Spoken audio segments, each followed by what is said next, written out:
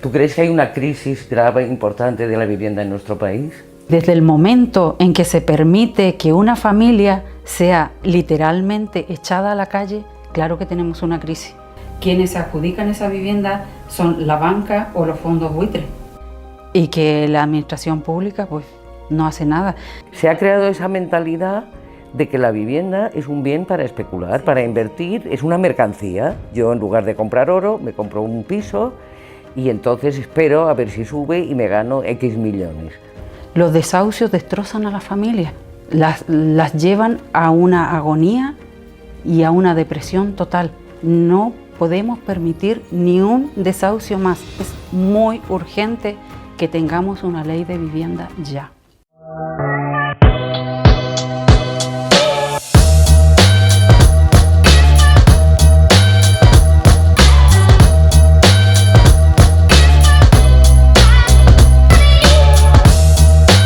Digo que hemos hablado mucho de este tema, pero ¿tú crees que hay una crisis grave, importante de la vivienda en nuestro país? Mira, que en este país, desde el momento en que se permite que una familia sea literalmente echada a la calle, claro que tenemos una crisis gordísima. Y teniendo en cuenta que luego quienes se adjudican esa vivienda son la banca o los fondos buitres, los fondos de inversiones, mal llamados fondos buitres, y que la administración pública pues no hace nada, sabiendo además que la banca, sabéis que ha sido rescatada con dinero público, dinero que nunca va a devolver, y esas familias se van literalmente a la calle. Yo creo que hay mucha gente que no se acuerda, o hay que recordar, que a partir de la crisis financiera del año 2008, cientos de miles de familias fueron desahuciadas por impago de hipotecas, por impago de alquileres, y como tú dices, solo conocimos que el rescate fue a parar a los bancos para que compraran las viviendas vacías que habían embargado a esas personas desahuciadas. Yo creo que hay falta de memoria, porque yo a veces me pregunto, y tú lo sabrás mejor que yo porque has vivido de cerca ese problema, ¿qué ha pasado con estas? ¿Cómo han sobrevivido estos cientos de miles de familias que se quedaron en la calle? Yo no me lo explico. Tienes toda la razón, porque yo creo que eso no se lo pregunta ni la administración pública. ¿Dónde van a parar esas familias? ¿Sabes que en este país hay más de 1.200.000 familias en la calle, o sea, de desahucios? Y desde el 2008, que ya llevamos 12 años de que estalló la burbuja, y los desahucios no paran. Y ahora mismo, fíjate, con la pandemia, con un real decreto de suspensión de desahucios, o sea, seguimos con los desahucios cada día. ¿Por qué? Porque un juez, ese real decreto es una herramienta que un juez si quiere la utiliza y si quiere no. Entonces, si siguen habiendo desahucios es porque los jueces consideran lo que ellos consideren de vulnerable. Y hay muchas familias que todos los días se están yendo a la calle. Pero tú que estás en una asamblea de vivienda desde hace mucho tiempo, realmente yo es que no me explico que no haya habido un estallido social, porque toda esa gente, ¿cómo sobrevive? Pues con familia, ¿con qué recursos? Porque la mayoría, cuando la gente deja de pagar una vivienda, que es el techo es lo primero que tienes que tener, porque sin techo no puedes buscar trabajo, no puedes tener una vida familiar, tienes que ir a recurrir a la comida. Entonces yo digo, esa gente, ¿cómo se las ha apañado? Quiero decir, es que yo creo que no hay conciencia de qué ha pasado con todas esas familias. No la hay. Y mira, en este país lo último que dejamos de pagar, yo creo que antes de morirnos, es la vivienda, porque son años. Si quieres tener aquí, de la única forma que puedes tener una vivienda es hipotecándote, o sea, endeudándote con la banca. Mira, muchas veces del movimiento, cuando hacemos alguna acción, la gente nos dice, pues yo he pagado mi vivienda 40, 50 años. Pues claro, un bien tan importante en la familia, que sea tan caro y que tengamos que vivir hipotecados toda la vida. O sea, y la administración pública aquí no hace nada. Y hablamos de comprar, pero si hablamos de alquilar, desde el 2008 los alquileres no han hecho más que subir, Y además, ahora es que uno no para de escuchar anuncios de buscamos al inquilino perfecto. El inquilino perfecto tiene que... Las empresas que buscan inquilinos, tienes que tener una nómina o un aval bancario, tienes que pagar un seguro de impago, tienes que dar 2 meses por adelantado. ¿Quién puede alquilar una vivienda así si está en situación de precariedad? Hoy en día es muy difícil acceder a la vivienda de mercado.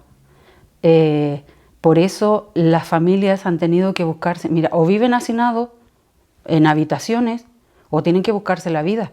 Y por eso es que, porque claro, la vivienda, hay mucha vivienda vacía. Sabes que la Sareb tiene un montón de vivienda vacía. Los fondos buitres compran vivienda para dejarla cerrada a cal y canto. Y luego viene el problema de la ocupación. Pero porque las familias de alguna forma se tienen que buscar la vida.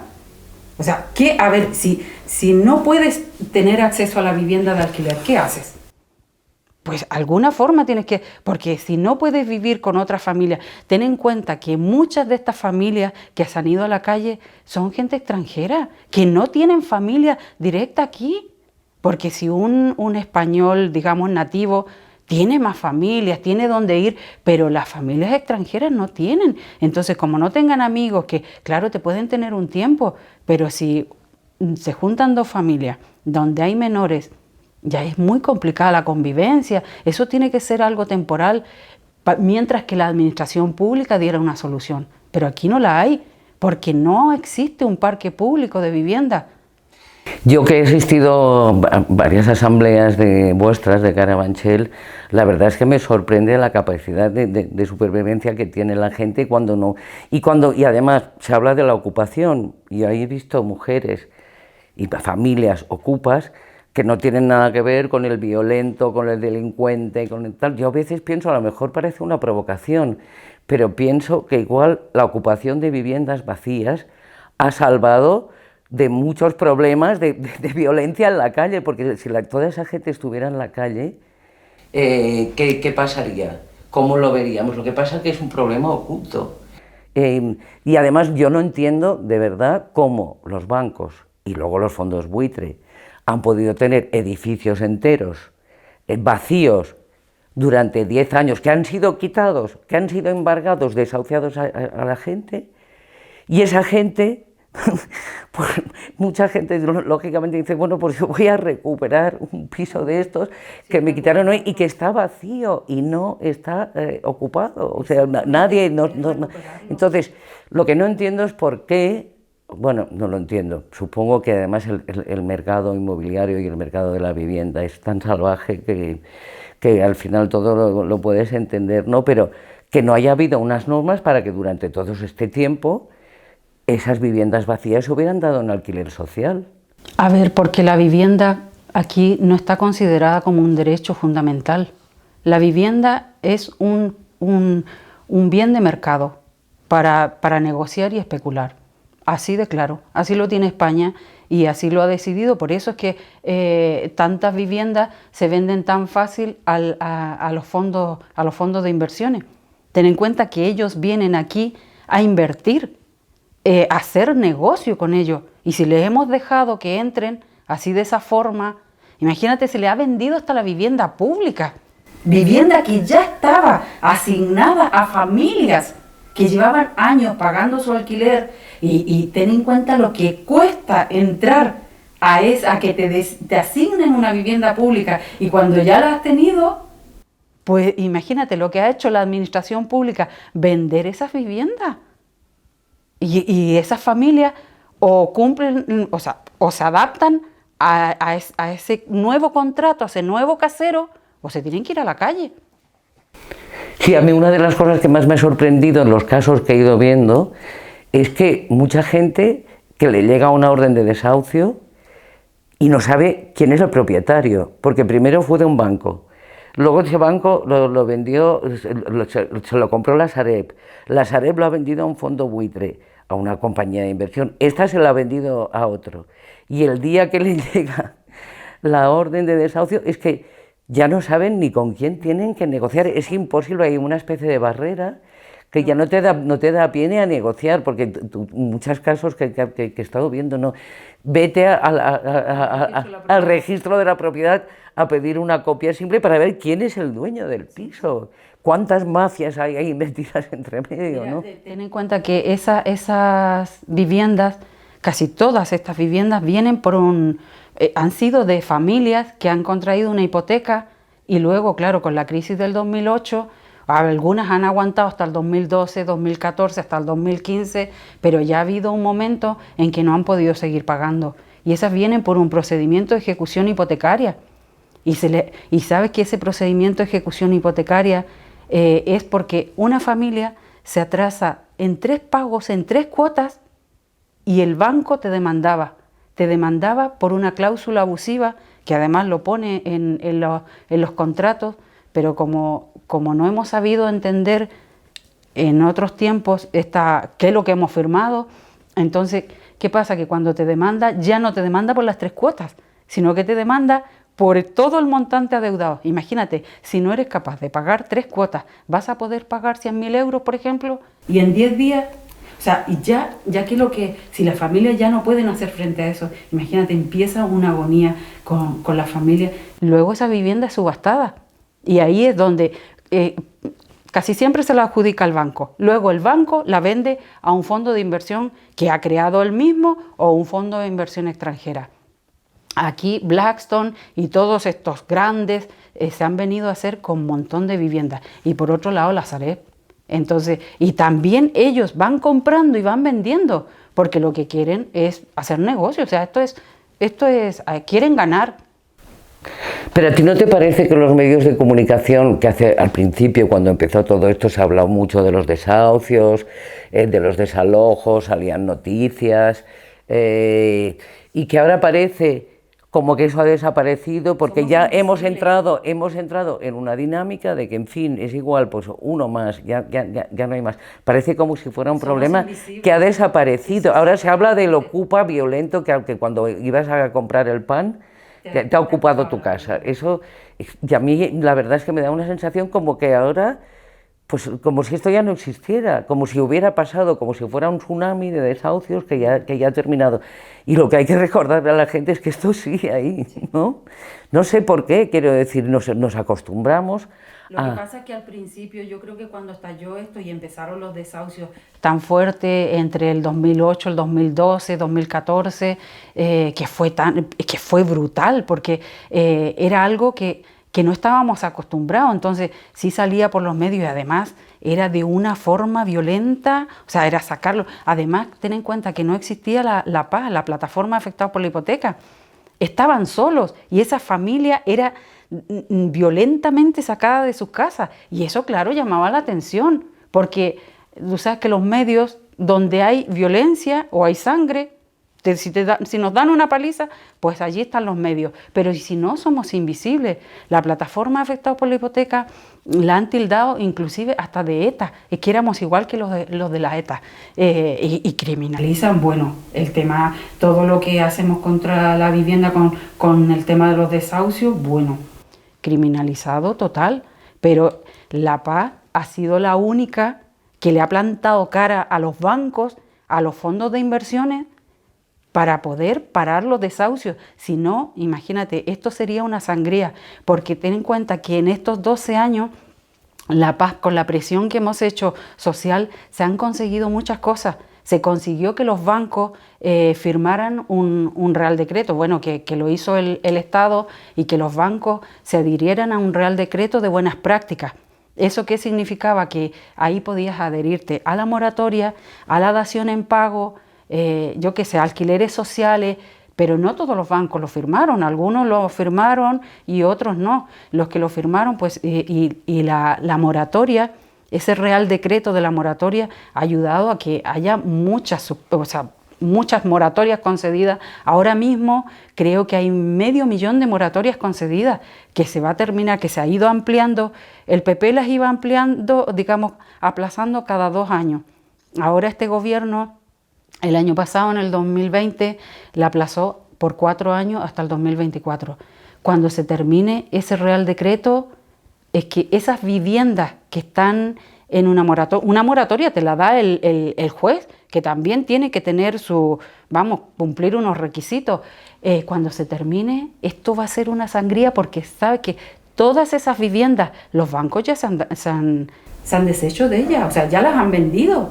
De hecho, hay familias que ya teniendo esa moratoria le están reclamando, el fondo les ha abierto otro procedimiento y le está reclamando la vivienda. Tenemos un caso en Carabanchel que, o sea, tiene concedida la moratoria por el juzgado 32 y le han abierto un procedimiento por el juzgado 98.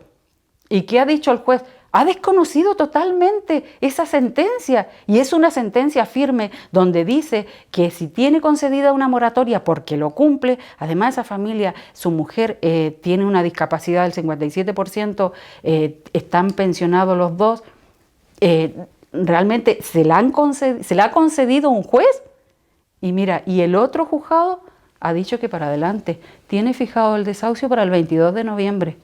Sí, incluso además con la moratoria tú siempre estás viviendo en el filo de la navaja, porque tú sabes que tu vida siempre está aplazada hasta ese tiempo, pero siempre con luego, ¿y qué va a pasar después? Como yo he visto casos de gente que ha tenido 6 y 7 desahucios.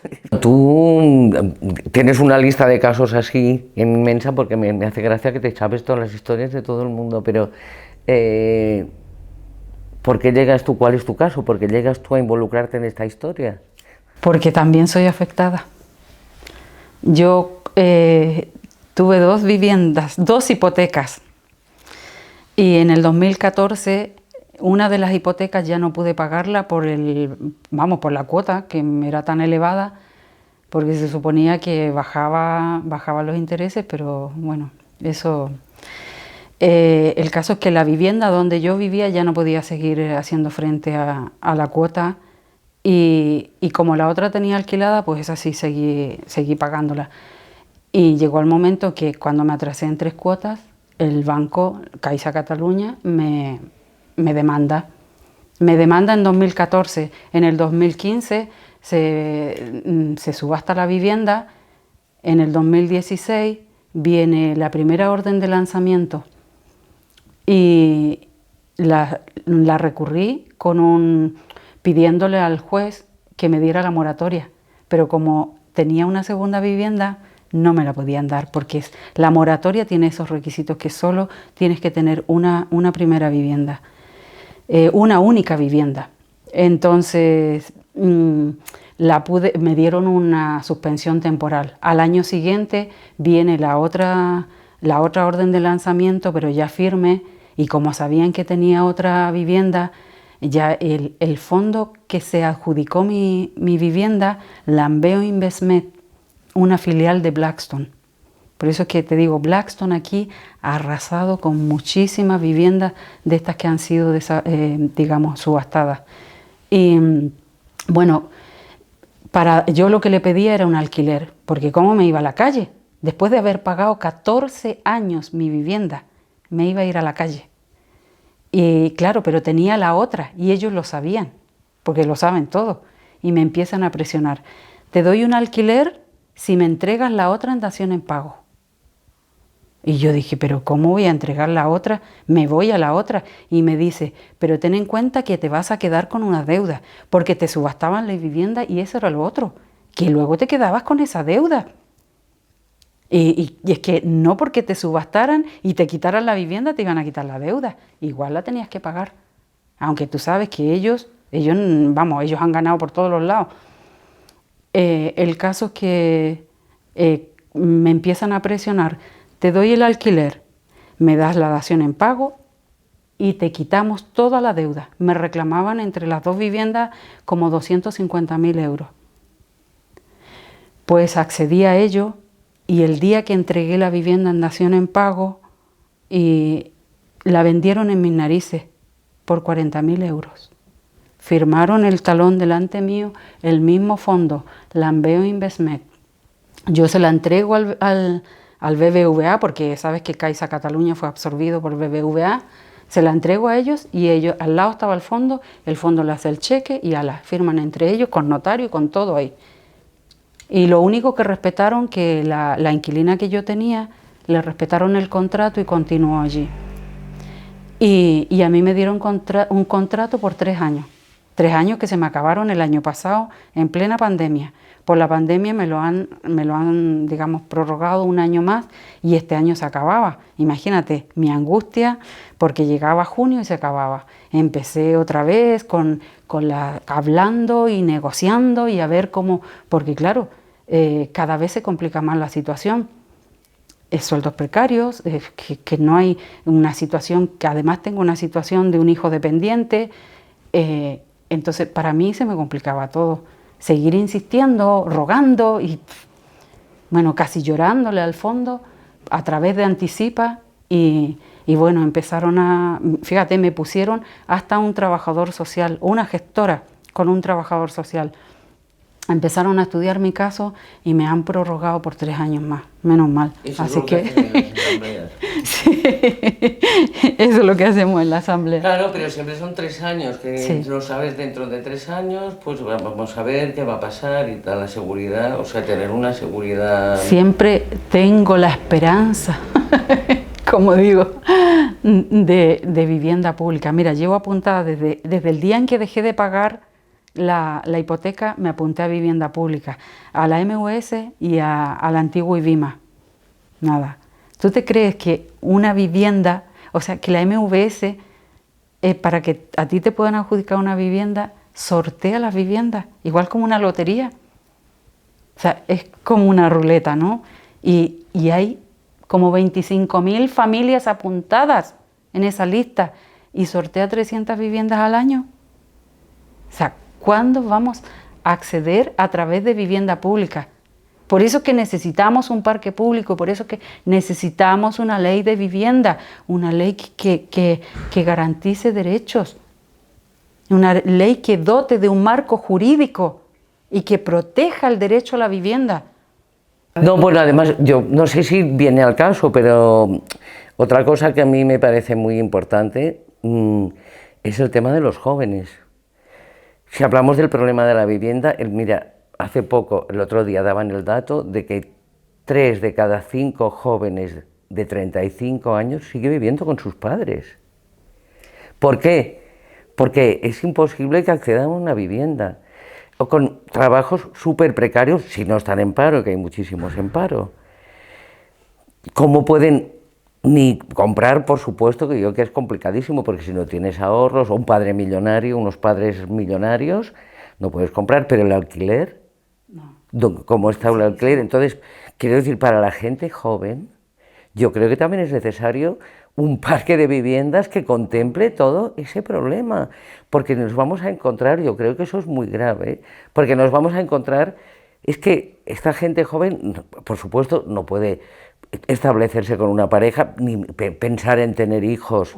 Es como una ilusión complicada, porque si tú no te puedes mantener a ti mismo, no puedes pagar el alquiler, ¿cómo vas a pensar en tener hijos, en formar una familia o lo que sea, en tener una pareja estable? Yo a veces, bueno, veo que eso es un tema muy preocupante, y que además esto va a modificar el comportamiento social y la manera de funcionar, porque ¿cómo puede ser que a los 35 años estés todavía en casa de tus padres esperando a ver cómo va a ser tu futuro? No sé. Es que te das cuenta lo grave que es el problema de la vivienda en este país, porque la vivienda es un bien de mercado para negociar y especular. Entonces no está regulado el alquiler. ¿Cuándo se pueden ir de alquilar a buscar un alquiler los jóvenes? Imposible. Con contratos, lo que tú dices, con contratos precarios, con primeros contratos. O sea, si no tienes un contrato indefinido, y tienes que tener también una antigüedad trabajando, es que si no, no te dan. Y fíjate que para irte a una inmobiliaria a buscar un piso, por lo menos son 4 meses. Tienes que pagarle a la inmobiliaria. Te piden 2 de fianza y 1 mes de alquiler. Luego haz mudanza y luego comprar lo que necesites. O sea, imposible. Entonces, ¿qué pasa? Que ahora mismo los hijos siguen viviendo con la familia, que antes a lo mejor los padres a los 30 años ya tenían familia. Yo misma a los 25 años ya tenía hijos. Tengo un hijo de 30 años y con título terminado y no puede irse ¿Por qué? Porque es muy difícil. Y así, mira, en la asamblea lo vemos, la juventud está en casa de sus padres o se alquilan un piso entre 4 o 5, pero a veces entre 4 o 5 y están trabajando 2. Entonces, Pues además eso es una solución temporal, porque esta gente dice, bueno, pues que los jóvenes se junten 4 o 5, pero sí, a los 40 años todavía pero es que eso no es para hacer una familia, es para independizarse simplemente. Claro. Pero ahí no vas a formar una familia, porque para formar una familia, claro, necesitas tu espacio. Una familia necesita, se supone, y mira, así todo se va a complicar en este país. Pero yo no sé o sea, no entiendo cómo no son capaces de ver la problemática tan grave, porque todo parte de la vivienda. La vivienda es un espacio que necesitan las familias. Si no la hay, no se puede hacer familia. Y esto, vamos, y la familia donde salen los futuros trabajadores para este país, donde están los cuidados, bueno, donde se hace la vida. Sí, no, sí, por eso digo que ya estamos hablando primero de los que arrastran el problema, Claro. de años atrás, de familias desahuciadas, y luego la siguiente generación que no puede entrar en el mercado de la vivienda, porque todo el mundo está dentro de la rueda de la especulación, porque mira, es que hay cosas que me sorprenden, porque yo creo que se ha creado también una mentalidad de que la gente, una vivienda, tiene un ahorro, la tiene para comprar y para especular, aunque no la alquile. O sea, mañana la vendo, espero 2 o 3 años a ver si se ha subido el precio y puedo ganar dinero. Sí. Se ha creado esa mentalidad de que la vivienda es un bien para especular, sí, para invertir, es una mercancía. Yo, en lugar de comprar oro, me compro un piso y entonces espero a ver si sube y me gano X millones, o miles de euros. Y entonces se ha creado esta mentalidad que me parece súper tóxica. Y como ejemplo, ya lo último, ahora mismo, lo del volcán, que en la isla de La Palma decían que los alquileres han subido. Los que tienen viviendas de alquiler han subido los alquileres porque va a haber mucha gente que va a buscar... ¿Te das cuenta por qué es tan necesaria una ley de vivienda en este país? Porque este país no tiene una ley de vivienda que regule absolutamente nada. Y si es que lo primero que debería tener, es que a un juez se le diga que no puede desahuciar a una familia sin una alternativa habitacional. Y que esa alternativa tiene que venir de la mano de la administración pública. Que la administración pública se tiene que sacar las viviendas de donde sea. Este es un país rico y tienen que salir de donde sea. Se han vendido muchas viviendas a los fondos. ¿Para qué? ¿Para que estén vacías?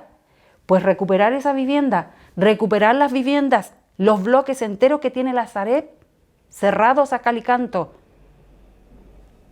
con regular el precio del alquiler. Mira lo que está pasando, lo mismo que me acabas de decir allí en La Palma. Porque no hay nada que regule absolutamente nada con respecto a la vivienda. Garantizar los suministros. Mira ahora el problema que tenemos con la luz. Y aunque digan, ahora mismo hay un real decreto de suspensión de desahucio, de suspensión de suministro. ¿Se cumple? Eso se cumple si las personas, si tal empresa quiere utilizar esa herramienta, pero si no le da la gana, pues va y le corta la luz a la familia. O sea, sabemos que, mira, aquí ha muerto gente por estas cosas. Y es que da igual. Es que aquí da todo igual. Yo creo que, bueno, es que en realidad hay que hacer un replanteamiento global. Global de lo que ha sido, como este país ya se parte de la época del franquismo, que no era un país de proletarios, tenía que ser un país de propietarios. Exactamente. Yo creo que se ha creado una cultura de que la vivienda es una cosa para comprar. Mira, he estado leyendo estos días lo que salió en Alemania. Alemania es capaz de endeudarse en créditos de no sé cuántos miles de millones para comprar vivienda y ponerla en un parque público. Más de 100.000 viviendas para un parque público, para dar alquileres asequibles a las familias. En realidad lo que hay que cambiar es convertir de verdad la vivienda como un derecho. Exactamente. No como una mercancía para especular. Y eso pasa por muchas normas. por lo que dices, porque se eviten los desahucios, por poner coto a los alquileres, por controlar a los fondos buitre, para que las ciudades no se conviertan en zonas, pisos llenos de pisos turísticos, pero inhabitables, porque no puede haber viviendas. Todo eso es un marco general que tiene que cambiar la mentalidad de la gente para que entienda que la vivienda es una cosa, es un sitio para vivir, no es un sitio para especular. Georgina, ahora cuéntame lo que estás haciendo, porque sé que estás asistiendo a nuestras asambleas, pero para documentarte un poco de un trabajo que quieres hacer con el tema de la vivienda. Bueno, a mí, bueno, yo soy periodista, pero aparte de eso documentalista, y siempre he tenido una adicción a todos los conflictos sociales y sobre todo si hay mujeres de por medio todavía más, ¿no? Y yo hice hace poco pues el tema, por ejemplo, de las Kellys, las que limpian los hoteles, hotel explotación, las Kellys, y ahora pensaba en un nuevo tema, y la verdad es que el tema de la vivienda, estuve en ECO, precisamente en una asamblea de mujer y vivienda, y los casos que se presentaron allí me parecieron tan increíbles. O sea, mujeres que contaban su historia de que con 700 euros era imposible alquilar una vivienda, que se encontraban que habían sido desahuciadas, que estaban en la calle, que empecé a pensar en que yo creo que tenía que indagar por ahí, por eso voy a la asamblea. Y lo que pasa es que es complicado, es difícil, porque tienes que... A ver, no puedes... Primero, yo creo que cuando haces una película, un documental sobre algo, primero tienes que tener la convicción de que eso para ti es importante y que vas a dar voz. Yo siempre pienso en dar voz a la gente que no la tiene, que es invisible, porque a veces te dicen, bueno, ¿por qué no habla este? ¿Por qué no habla el otro? Digo, no, si es que además yo creo que, por ejemplo, en el tema de la vivienda, las inmobiliarias, las televisiones tienen ya una versión oficial de la historia, y entonces en este caso yo siempre digo que a los protagonistas darles voz para que cuenten su propia versión de la historia. Y en este caso, además, a mí me interesa el tema de mujer y vivienda, porque yo creo que dentro de toda la precariedad y la vulnerabilidad, la mujer es la que siempre... Es la que, bueno, por dos razones, porque primero porque la mujer es la que es la más precaria, la más vulnerable, porque he conocido a muchas familias monoparentales donde la mujer con 3 hijos no puede salir adelante, casos se quedan sin trabajo, súper precarias, y afrontar el tema de la vivienda es complicadísimo. Y por otra razón, porque en las asambleas, en los desahucios, ¿dónde están en primera? ¿Quién está en primera fila? Las mujeres. O sea, por un lado son las más vulnerables, pero por otro son las más comprometidas y las más luchadoras. Ten en cuenta que la mujer, venimos por años asignándonos el rol de los cuidados, entonces somos las que cuidamos de la familia, y siempre terminamos solas, aunque tengan pareja, termina la mujer asistiendo a una asamblea sola. ¿Pero para qué? Para defender su hogar, para defender su vivienda, porque ahí va a seguir con su familia, con sus hijos, con el cuidado de su familia. Y yo que he repasado imágenes, por ejemplo, de desahucios, y uno se fija debajo de los balcones de alguien que están desahuciando, que la mayoría son mujeres, ya te digo, en las asambleas. Y también un paso más, porque yo quería detenerme en el tema de la ocupación por parte de las mujeres, de las viviendas, que para romper esa imagen de que la gente que ocupa una vivienda, una mujer que ocupa una vivienda, porque lo hace, porque no le queda más remedio. Exactamente. O sea, ¿tú cómo te vas a meter en una casa con 2 niños sabiendo que te pueden echar? Quiero decir, es romper un poco ese estigma de que en la ocupación de una vivienda siempre tiene que ser un violento, un delincuente, uno que alborota el barrio, es lo que aparece en la televisión. Yo creo que quiero contar... A ver, eso siempre, porque eso va a vender otra cosa, y eso lo sabemos. Porque que te hablen porque lo único que hace la televisión cuando habla de ocupación es meter miedo, generar una esta de odio preparar, digamos, que la gente vea mal eso, pero en realidad la ocupación de las familias tiene otro sentido. La ocupación de las familias es por necesidad, porque aquí la administración pública no da una solución. Nosotros en la asamblea viene mucha gente que ocupan, mujeres que ocupan con sus hijos, ocupan viviendas, que les ayuda a alguien a abrir esa vivienda y la ocupa. Nosotros intentamos luego regularizar esa situación, sobre todo con la Sareb. Ahora que hay una campaña con el plan Sareb, lo que intentamos es presionar, o sea, obligarles un poco a la Sareb que si la Sareb es nuestra, esas viviendas también. Entonces tienen que de alguna forma regularizar esa situación con esa familia. Y es la única forma ahora mismo que podemos conseguir contratos de alquileres.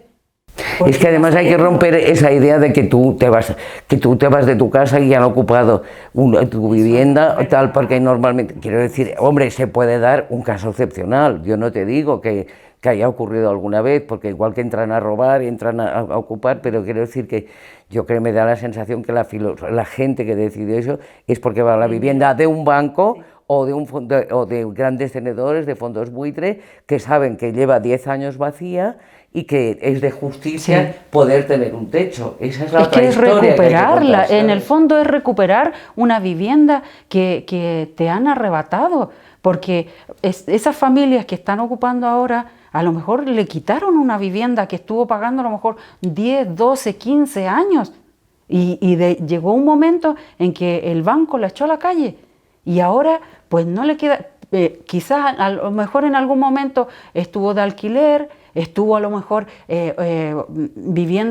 compartiendo una vivienda, pero llega un momento en que quieres vivir con tu familia porque tus hijos van creciendo y porque tienen que tener su espacio y lo necesitan. Y como aquí nadie da la solución por la administración pública, pues no les queda más remedio.